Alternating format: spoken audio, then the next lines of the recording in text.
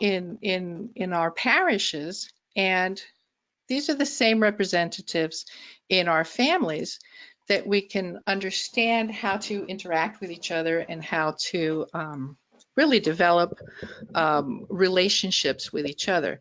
So all of this background really is just to say that when we can develop a Marian devotion as a multi-ministry approach in our parishes, we can really begin to capitalize on this sense of family that we have. This image that you see here in this picture is Our Lady of Charity, who is the patroness of Cuba under the title of Our Lady of Charity.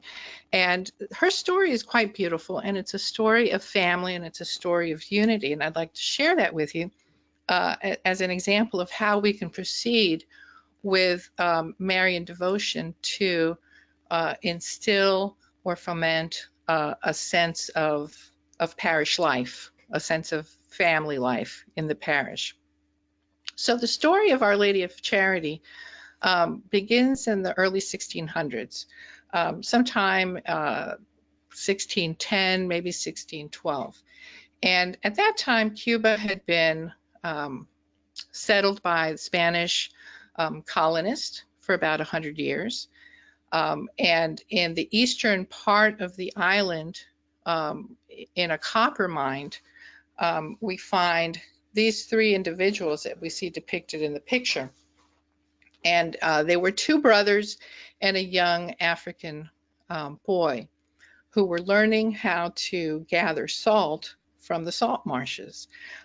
Because of the copper mines and because of the Native Americans, the Tainos who were working there, and the African slaves that were brought in to supplement the work, the workers, they needed living accommodations, they needed to eat, and so they had, among other things, a cattle farm to help the community with their food, and that needed to be preserved. And so these young men had gone out to the Bay of Nipe to gather salt for the preservation of the meat. And while they were out in the Bay of Nipe, a storm came up. Maybe it was a hurricane or any one of the kind of tropical storms that could come up suddenly. And because they had already been catechized by the Spanish and were very familiar with the Blessed Mother, when they found themselves in trouble in the sea, they called upon Mary to save them. And the storm ceased, and the waters calmed, and in their boat or next to their boat, they heard something that was hitting the side of the canoe. And when they looked over, they found this little statue of the Blessed Mother, who was dry and was lashed to a board, and on the board it said, "I am Our Lady of Charity." And so the men picked it up and took it with them to shore, to their community in Barahawa, and there they built the first little shrine to Our Lady, a little chapel, and the locals would come and venerate the Blessed Mother in this little chapel. And that statue was eventually taken to south of there, to the area of Santiago, which was very close to the copper mine in El Cobre. And there they put the statue in the local church, and it was eventually moved into the cathedral. And this veneration of Mary under this title grew from the easternmost part of the island all the way to Havana westernmost part of the island all the way to Havana in the east, to the point where, by the 1800s and the early 1900s, the Cuban people were absolutely venerating Our Lady of Charity as their unofficial patroness of Cuba. And eventually she was made officially the patron of Cuba in the early 1900s. But the story has stayed with people because it was a story of Mary coming to the aid of her children And this is a particularly beautiful story today because in current images of Our Lady of Charity, and by current I mean, say, in the last 100 years, what you actually see in that picture of the men is a representation of the three cultures that were coming together in Cuba at the time, because the two Native American men have been replaced by one Native American man and one Spanish or one European looking man, and of course the African man. And so what you have is this coming together of all the cultures under Mary because they are all her children. And so I thought that this was such a beautiful image for my own work in ministry, that we are all Mary's children. And even though we all have different purposes in our ministries, and even though we all have different demographics, if you will, of our ministries, coming together under a Marian devotion can help us break down some of those not barriers in the sense that we don't want to play with each other or participate with each other, but that we really kind of get caught up in our own purpose and forget that we are also a bigger purpose. Now, this isn't to say that that I find fault with the way that ministries are set up, but that it's an opportunity for us to come together under a different approach, under a patronage of the Blessed Mother. The situation that I saw, or the example that I saw, was under this particular title, but with so many unique cultural influences throughout the country, we could all find some kind of title of Mary to fall under, or even to look at for our own patronage. You know, we gather together as family members and easily fall into our roles, you know, with children playing or with adults, you know, gathering together doing their age-appropriate activities, but still all under the same, you know, reason to be together. And we can do this also as a parish community, you know, in addition to the liturgies that we celebrate. And so why would I look at devotions as a way to help us get this this sense of coming together, you know, outside of the regular liturgies? And that's because popular devotions are expressions of love and fidelity that arise from the intersection of one's own faith, culture, and the gospel of Jesus Christ. You know, sharing these devotions across age and station in life will strengthen the parish community and provide exposure and interaction across these groups.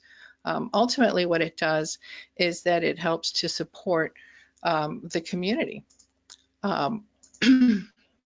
So why Marian devotion in particular? Well, the Blessed Mother's role in Christ's life, death, and resurrection is the perfect model of faith for us. You know, Mary's fiat and her presence throughout Christ's life and death and resurrection and after really model this faith for us, this sacrifice, and she's really the perfect model for us in how to lead our own lives. Her role as the new Eve is also something that we so often talk about. She's the new model of who we can become, of who we are capable of being like. She's the most perfect saint, and she's the most perfect person for us to watch and see and learn from in how to be a disciple of Christ, because she was the first disciple. She's also our spiritual mother, and so when we can look at her, when we look at her maternity, that means that we can also look at our familial ties to each other. She is this unifying figure for us, and consequently, most parishioners, most people attending our churches, attending our parishes, are familiar with Mary and some of the popular devotions, such as the Rosary.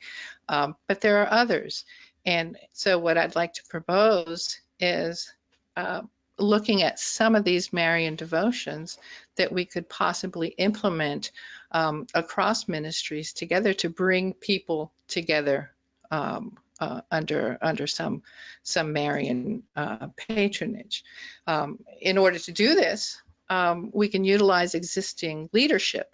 For example, is there a director of parish life in your parish or in your diocese? Is there a DRE or a council where communication with ministry heads can be simplified or already exists? And then we can also utilize an existing calendar of events. For example, we all know that October is the month of the Rosary. We could create a parish-wide event around the Rosary, or May crownings are probably coming up very soon if they haven't already happened in your communities. We're going to do our May crowning on Mother's Day this weekend.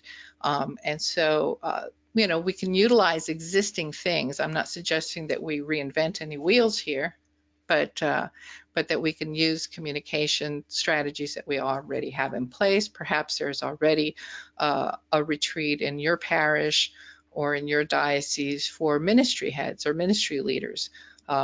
Certainly you've already got a calendar of important events coming up in your own parish. And so we can look at these activities that are just suggestions, but there's so many more. For example, organize across ministries some event for a Marian feast day. And this list here of Marian feast days is very, very limited. There's so many. Just about every title of Mary has some kind of a feast associated with it. You could organize a Scriptural Rosary, probably in May or maybe in October. That's something that could be natural because people are already talking about it and are already familiar with it. A May crowning, as I talked about. A consecration. There's a couple of consecrations that I have participated in. Total consecration by St. Louis de Montfort. Also the 33 Days to Morning Glory by Father Michael Gately. But there's other consecrations that are possible. These are just ideas for you to think about. Enthronement. There's an enthronement to the Sacred Heart of Jesus and the Immaculate Heart of Mary. There's also the enthronement of Mary, Immaculate Queen, for the homes. So these become opportunities, not just to gather ministries together, but also they can become opportunities for catechesis, because they would probably have some kind of instructional element that is tied to it. There could be a scapular enrollment. There's the brown scapular of Our Lady of Mount Carmel, which so many of us are familiar with. And there's some lesser known enrollments with the blue scapular of the Immaculate Conception, or the black scapular of the Seven Sorrows of Mary, and the green scapular, which is one that I'm very familiar with. So these are just some ideas to incorporate into a schedule, a scheduled event in the parish where all the ministries could come together and participate in. How to do that is probably something that you're already very familiar with and can do. Again, not inventing the wheel, but using the resources and the protocols that we already use in our parishes. We can call a meeting of all ministry leaders, followed by selecting the approach that you want to take. Which kind of Marian devotion are you going to participate in as a parish within all the ministries? Choose a date for that activity, and then involve the music ministry, for example, all choirs and musicians as one. One of the things that I recall that we used to do in one of the parishes that I belonged to was that when we would integrate different ministries into a particular activity, we still maintained those ministries kind of segregated and kind of in their box. So if it was the children's choir that was going to perform, for example, and so what I'm suggesting here is that all the music ministers get together and decide on one song or one program of music for the event, where everyone is participating, integrated into one choir as opposed to the children's choir performing. And this is one of those things that I've noticed where if a ministry is doing something, for example, if the middle school ministry is putting on an evening in Lent for the Stations of the Cross, for example, that it's only the kids that are participating in that ministry and their parents who show up. Whereas with this Marian devotion approach, everyone who's in the music ministry is going to participate in some way or form. And then finally, feature lectors, leaders, and helpers from across the ministries. And this is something that I've given some thought to. I saw the experience when I saw this in action in Cuba, where people were wearing identification for the particular ministry that they were representing, and I thought, maybe that's a good idea. Maybe it's not a good idea. I certainly would leave it up for you to, to discuss or think about. But I'm kind of inclined to not have the representation and really to be there, as one family. So.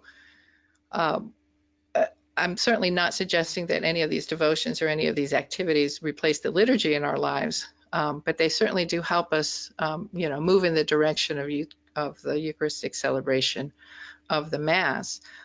It's just that these devotions are really reminders of our faith, and they help us to learn about each other and to interact with each other outside of those constricting boxes and move, closer to each other in terms of understanding the bigger picture, which is to unify us in our worship. And so I would really love to hear what you have to think about this or what you have to say about this, because we've been trying this on a very small scale in our parish, and we're seeing some success in terms of people speaking to each other across the lines of their ministries, getting to know each other across the lines of the boxes where we've kind of placed them in, and we're seeing a lot of activity outside of the liturgy, moving in a positive direction here. So I really would love to hear what you have to say about that.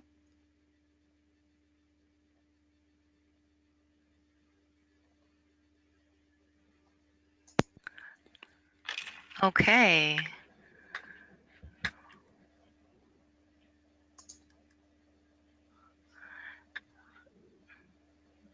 Okay, well, thank you so much, Maria. I want to open it up now to questions. So those of you on can send a question in the question pane, and we'll get right to those. Thank you so much. This is really a very beautiful kind of added ministry, added devotion to what we are already doing in the parish life. What kind of a difference have you seen this making in your own parish? I've really enjoyed seeing people coming together who ordinarily don't. For example, especially across the age lines. Young people who feel really empowered to come forward and read, where, for example, lector at more masses other than just the teen mass or other than just a particular children's mass. I've been delighted to see some very, very young lectors, at the vigil, which traditionally in our parish has been for older adults. And so that's been a really, really beautiful thing to see. Oh, that's wonderful. We have a question here from Karen. She asked, where is a good place to find information on scriptural rosaries? Actually, the Knights of Columbus have a beautiful scriptural rosary that they've created, and you can go to their website and see what they've done. And I don't have it on my desk, and I didn't think to include it, but I can certainly add it to the presentation. There's the little blue book of the scriptural rosary that is so popular.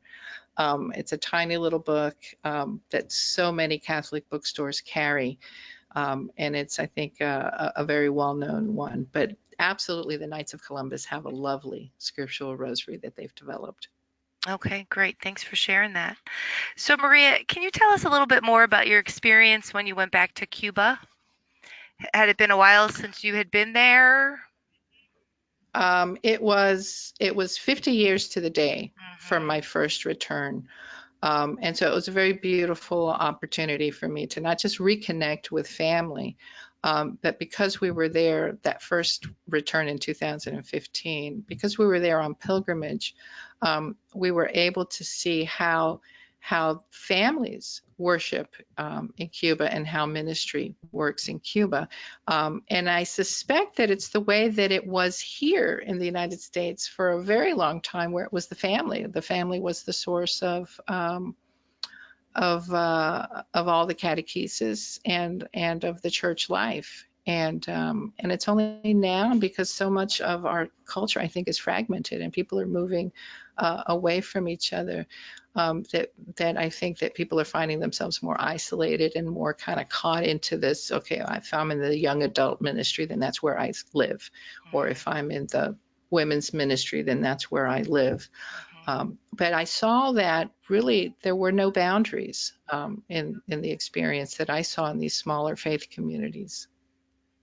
That's wonderful.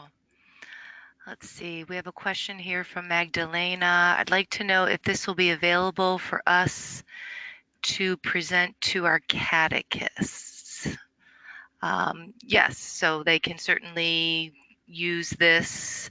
I'm not sure exactly what she's asking. Just your presentation can be used for catechists. Is there a specific devotion to Our Lady of Charity that you do at your church? No, and in our church, we don't, because I haven't introduced it and it's not very well known. Uh-huh. But that's happening very soon. Well, my book just came out, so I'll be speaking to my parish actually very soon on this particular devotion. But I do have, in fact, I have it here. It's a beautiful novena for the family, which is, which is something that I will be doing. The feast day of Our Lady of Charity is also the Nativity of Mary, September 8th. So we'll probably be praying that novena as a parish. That's wonderful. And had you been familiar with Our Lady of Charity before your visit to Cuba, or was that your first? Well, I was born in Cuba, and so that's a devotion that my mother really instilled in us as children. Oh, okay. So she's the title of Mary that I'm most familiar with and is closest to my heart. That's beautiful. All right. Well, let's see. Seeing if any more questions are coming through here. All right. Well, I think that's about it. Yes, the PowerPoint will be available. You can use it off of the video, is a question that we got off of the recording. So I really appreciate you sharing this, this concept and reminding us of the fact that ultimately the parish really is a family. And as our families are made up of different people, right, so too is our parish. So thank you so much for that. Let me take back presenter mode here so that I can show my screen and offer our attendees 20% off all three of your books, actually. And you can see the new one, Our Lady of Charity, there in the left-hand corner. So all you have to do is use webinar 0507 for today's date, and that expires on the 17th. Again, thank you so much, Maria. We're just going to wrap it up here. Again, thanking our partners. And if you're not familiar with these 4 different organizations, please feel free to visit their websites. This webinar, as all our past webinars, will appear on YouTube, Vimeo, and the Ave Maria Press website. And we'll send you all an email tomorrow with that recording. Please join us for the next and our last webinar for this season on Tuesday, May 21st. Mary Lanneberg will reflect on how to choose joy, even in difficulty and hardship. Thanks so much. Have a great day. Bye-bye.